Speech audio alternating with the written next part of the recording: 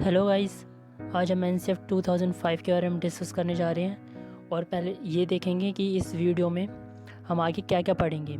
ठीक है, एनसीएफ 2005 में इसकी फुल फॉर्म होती है नेशनल करिकुलम फ्रेमवर्क 2005। ठीक है, और टोटल 4 एनसीएफ आए हैं। 1975 में एक आया था जो कि फर्स्ट एनसीएफ था, फिर 1988 में, फिर 2000 एंड 2005 में आया। ठीक है, ये अप्रूव्ड बाय एनसीईआरटी से ये अप्रूव्ड है। और हम इस आगे वीडियो में हम 11 इम्पोर्टेंट पॉइंट्स पढ़ेंगे जो एनसीएफ 2005 के हैं, कि इसमें क्या क्या बताया गया है। और इसके मेन रिकमेंडेशंस ऑफ एनसीएफ 2005 में 15 पॉइंट्स के बारे में हम पढ़ेंगे, जो कि एनसीएफ 2005 में क्या क्या सुझाव दिए गए हैं उसके बारे में हम डिस्कशन करेंगे। ये 15 पॉइंट्स से आपके रोड लर्निंग से related, teaching learning process, punishment, wide curriculum, homework, co curriculum activities and other etcetera कुछ पॉइंट्स आएंगे जिन पे हम डिस्कस करेंगे। चलो लेट्स स्टार्ट।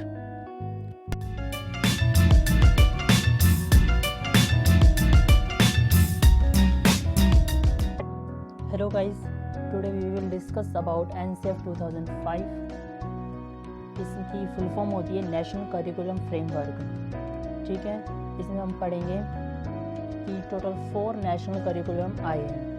ठीक है, हम पहले ये चीज़ जान लेते हैं कि टोटल अभी तक एनसीएफ आए कितने हैं। तो ये सिर्फ अभी तक 4 आए हैं, 1975, 1988, 2000 एंड 2005। ठीक है, एक और चीज़ बता देता हूँ मैं आपको, 2009 वाला ज़्यादा इफेक्टिव नहीं था और इससे अप्रूवल नहीं मिला। ठीक है, 2009 में भी एनसीएफ आया था लेकिन ज़्यादा इफेक्टिव नहीं था, इसलिए उससे अप्रूवल नहीं मिला। ठीक है, और इस अप्रूवल कौन देता है? एनसीईआरटी इससे अप्रूवल देता है, जिसकी फुल फॉर्म होती है national council of educational research and training. ठीक है, नेक्स्ट है कि एनसीएफ 2005 आया था, या जो एनसीएफ होता है उसके 11 इंपॉर्टेंट पॉइंट्स थे। ठीक है, उन 11 पॉइंट्स पे हम डिस्कस कर लेते हैं कि वो क्या क्या थे। इनसे कई बार क्वेश्चन बन जाते हैं और जो ऑप्शंस होते हैं इनमें से कोई पॉइंट यूज़ हो जाता है उसमें। ठीक है, हमारा फर्स्ट पॉइंट आता है learning without burden. These words were used by professor Yashpal. Professor Yashpal ने ही ये एनसीएफ 2005 बनाया था, इन्हीं की है यशपाल कमेटी जो बैठी थी। ठीक है, इनका है लर्निंग विदाउट बर्डन की इन्होंने बात की, बिना बोझ के सीखना। ठीक है, इतना भारी भारी बैग होता था बच्चों के पास, उसको कैरी करके वो जाते थे और इतना लर्निंग में वो इतना इफेक्टिव नहीं था, इसलिए उस बर्डन को कम करना और लर्निंग को बढ़ाना। ठीक है, लर्निंग विदाउट बर्डन की बात की गई थी। ठीक है, जो एनसीएफ 2005 है 19 स्टेट्स इसे फॉलो करती हैं और 22 लैंग्वेज में ये बना है। ठीक है, नेक्स्ट है road learning should be removed. जो रटाफिकेशन थी उसे ख़त्म करने की बात की गई, सिलेबस को कम करके रटने वाली प्रथा को कम किया गया। नेक्स्ट है activity based should be applied. Practical knowledge देने पर ध्यान दिया गया है। एक्टिविटी बेस्ड नॉलेज देने की बात की गई है कि बच्चे सिर्फ किताबी ज्ञान ना लें, बच्चे एक्टिविटी करें और उससे सीखें ज़्यादा से ज़्यादा। ठीक है, नेक्स्ट है एनसीईआरटी जो है अप्रूवल देती है। 7 पॉइंट है, एक सेकेंड, 7 पॉइंट है इसमें exam reform CCE, continuous comprehensive evaluation. Exam phobia कम करने के लिए सीसीई पैटर्न को लाया गया था, जिसमें आप ये देखते हैं FA1 होता है, FA2 होता है, फिर SA1 होता है, फिर FA3, FA4 and next last में मार्च में SA2 होता है, समेटिव असेसमेंट 2। तो पहले ये नहीं था, इससे पहले वही अगस्त सितंबर में आपका फर्स्ट टर्म होता था और फिर डायरेक्ट एग्ज़ाम आपके मार्च में होते थे। तो उस चीज़ को ख़त्म करके सीसीई पैटर्न लाया गया, जिससे बच्चे एक्टिविटी बेस्ड हैं, इसमें ज़्यादा से ज़्यादा मॉडल्स बनाना एंड प्रोजेक्ट्स फाइल्स बनाना, इन पे वर्क किया जाता था। ठीक है, classroom knowledge should be connected with outer environment. बच्चे सिर्फ क्लासरूम तक बंधे ना रहें, उनके सिर्फ किताबी ज्ञान ना मिले, वो आउटर इन्वायरमेंट से भी कनेक्टेड रहें कि कंट्री में क्या हो रहा है, अपने स्टेट में क्या हो रहा है, अपने आसपास इन्वायरमेंट में क्या हो रहा है, और उनसे चीज़ों को सीखना, देख कर सीखना, करके सीखना। लर्निंग बाय डूइंग वाला कॉन्सेप्ट यहाँ पे अपनाया गया है। ठीक है, चाइल्ड सेंटर्ड में 4 बातें की गई हैं। इसमें फर्स्ट है नीड एंड सेकंड है इंटरेस्ट, थर्ड है इंटेंसिटी एंड फोर्थ है लास्ट एक्नॉलेजमेंट, नीड में है बच्चों की ज़रूरत के हिसाब से पढ़ाऊँ। चाइल्ड सेंटर्ड में नीड का मतलब होता है बच्चों की ज़रूरत के हिसाब से पढ़ाऊँ। इंटरेस्ट में बच्चों का इंटरेस्ट होना चाहिए उस चीज़ में जो आप पढ़ा रहे हो। थर्ड आता है इंटेंसिटी, बच्चा जिस एज का है उस एज तक की उसे नॉलेज दी जानी चाहिए, ठीक है। नेक्स्ट है एक्नॉलेजमेंट, बच्चों को ज्ञान वाली बातें बतानी चाहिए जिससे उसकी नॉलेज बढ़े, जिससे वो अपने माइंड से उस चीज़ के बारे में सोच सके, समझ सके और अपना माइंड यूज़ कर सके उसके बारे में, जिससे वो ज़्यादा से ज़्यादा क्वेश्चन भी पुट अप करे और अच्छे से सीख भी पाए, ठीक है। नेक्स्ट है टीचर इन क्लासरूम। नेक्स्ट है हमारा teacher in classroom as a facilitators. जो टीचर है वो क्लासरूम में क्या होता है, एक एज अ फैसिलिटेटर्स होता है, ठीक है। फैसिलिटेटर ये ऐसे पॉइंट्स हैं जो ऑप्शन में यूज़ हो सकते हैं क्वेश्चन में, ठीक है, इसलिए मैं आपको बता रहा हूँ अंडरलाइन करके। टीचर एक फैसिलिटेटर होता है, सुविधा देने वाला, ठीक है। और जो स्टूडेंट होता है उसके लिए वर्ड यूज़ करा जाता है कंस्ट्रक्टर, बनाने वाला, ठीक है। नेक्स्ट है English language is a global language said bye NCF 2005। इस पर क्वेश्चन भी होता है, NCF 2005 said about English language. तो फर्स्ट ऑप्शन है it is a foreign language, it is a second language, it is a global language, all of this. तो इसमें it is a global language, ठीक है। अब बात करते हैं एनसीएफ 2005 के रिकमेंडेशन कि उसने क्या सिफारिश, क्या सुझाव दिए थे अपने, ठीक है, उन पर डिस्कस कर लेते हैं। तो इसमें हमारा फर्स्ट पॉइंट आता है road learning. Road learning will be removed from the curriculum. जो करिकुलम है हमारा सिलेबस होता है उसमें से रोड लर्निंग को बिल्कुल ही ख़त्म कर दिया जाए। रट्टाफिकेशन, बच्चे रट्टा मारते हैं, 10-10 20 बुक होती है सिलेबस में, उनको पढ़ते पढ़ते पढ़ते रट्टा कर लेते हैं, बिल्कुल एक एक वर्ड रट्टा मार लेते हैं। उस चीज़ को ख़त्म करना। TLP टीचर लर्निंग प्रोसेस, मतलब कैसे सिखाएगा एक टीचर, उसका जो लर्निंग करेगा, लर्निंग सिखाएगा, उसका प्रोसेस क्या होगा, उसका प्रोसीजर क्या होगा, उसके बारे में बताया गया। TLP will be total based on multiple activities. जो TLP होगा, टीचर लर्निंग प्रोसेस होगा, वो टोटली बेस्ड होना चाहिए मल्टीपल एक्टिविटीज़ पे, विभिन्न तरह की एक्टिविटीज़ पे के थ्रू टीचर को सिखाना चाहिए बच्चों को, ठीक है। नेक्स्ट पॉइंट आता है हमारा classroom TLP will be based on active and social manner. जो क्लासरूम में जो TLP होगा, टीचर लर्निंग प्रोसेस होगा, वो बिल्कुल बेस्ड होना चाहिए एक्टिव में और सोशल मैनर में, ठीक है। बच्चे सोशल भी तो होने चाहिए ना चीज़ों से। नेक्स्ट है हमारा teacher should develop moral and social values in a child and make them a good citizen. तो टीचर है उन्हें डेवलप करना चाहिए स्टूडेंट को, मोरल सोशल वैल्यूज़ देनी चाहिए और उसे एक गुड सिटीज़न बनाना चाहिए एक बच्चे को। इस चीज़ों पे टीचर्स को काम करना चाहिए। बच्चे बचपन से इन चीज़ों को सीखें, उनमें मोरल वैल्यूज़ डेवलप हुए, सोशल वैल्यूज़ डेवलप हुए और एक गुड सिटीज़न बने। सोसाइटी में वो आए तो लगे कि हाँ ये बच्चे आए हैं और ये कुछ करेंगे सोसाइटी के लिए, ठीक है।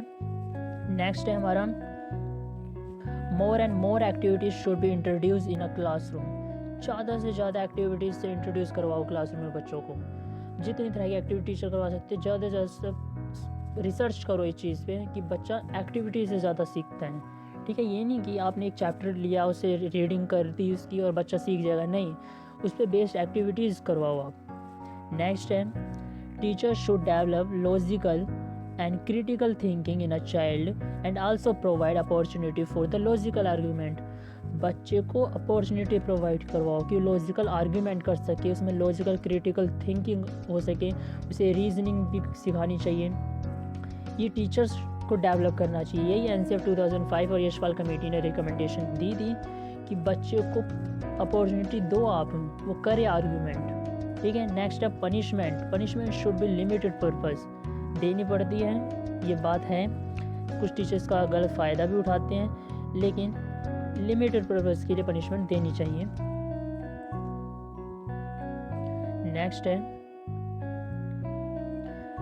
For providing preference child voice and thoughts TLP should based on child need, intensity, interest and acknowledgement, ठीक है।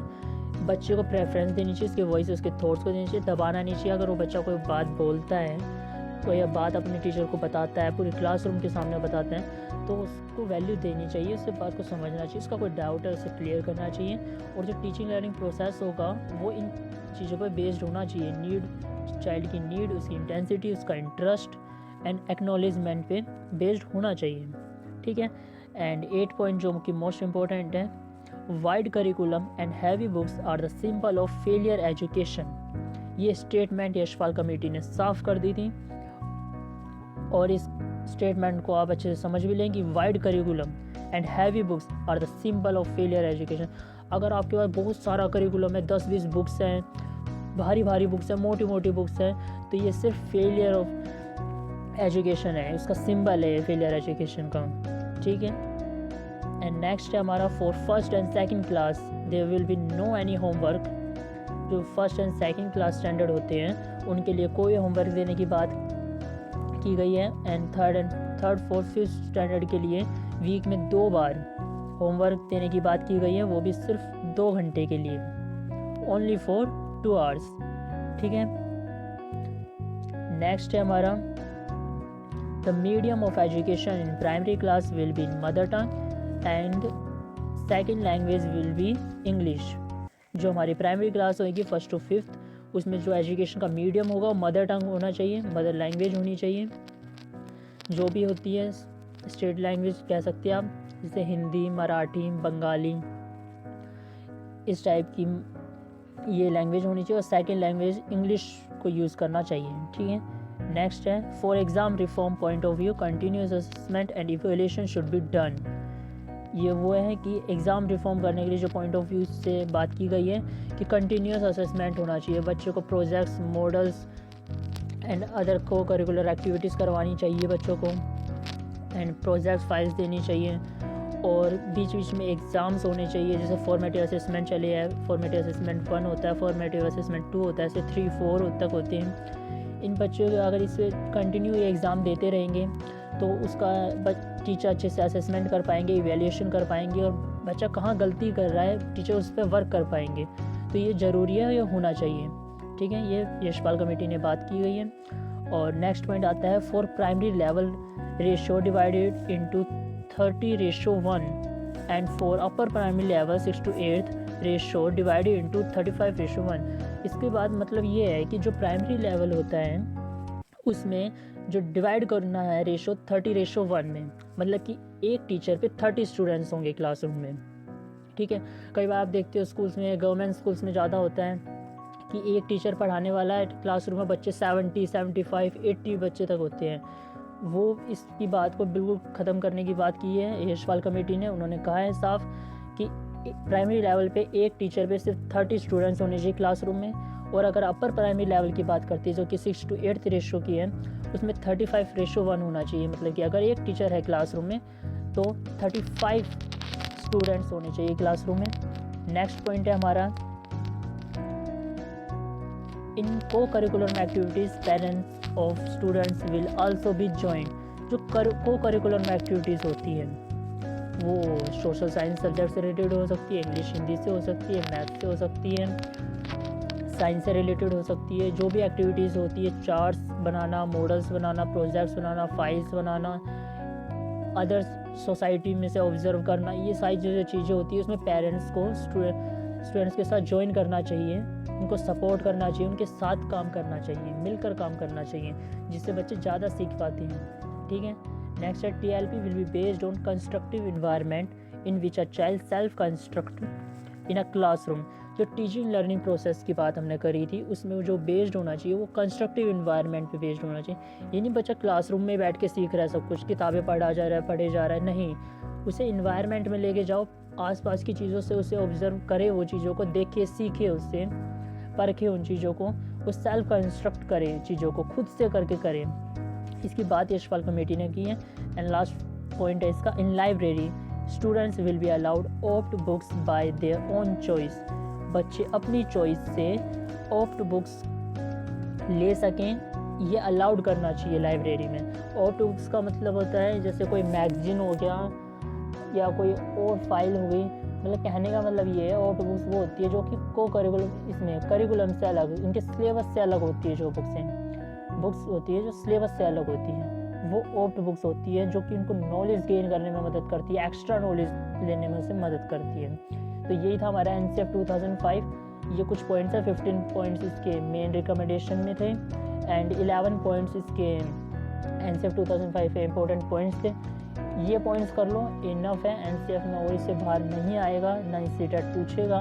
इनसे रिलेटेड क्वेश्चन हर साल कम से कम 1 या 2 क्वेश्चन आ ही जाते हैं ऐसे, वो इसी में कवर हो जाएंगे आपके। Thank you guys.